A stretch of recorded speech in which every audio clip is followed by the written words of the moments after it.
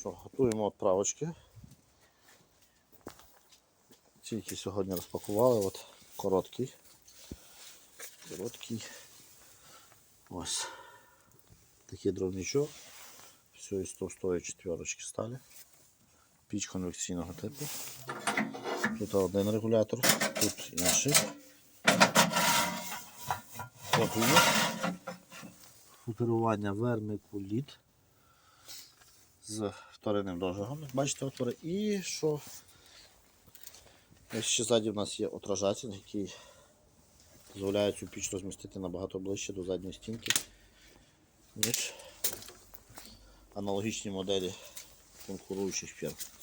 Ось таке скло огромне, шовкографію, дрова можна півметрові ставити.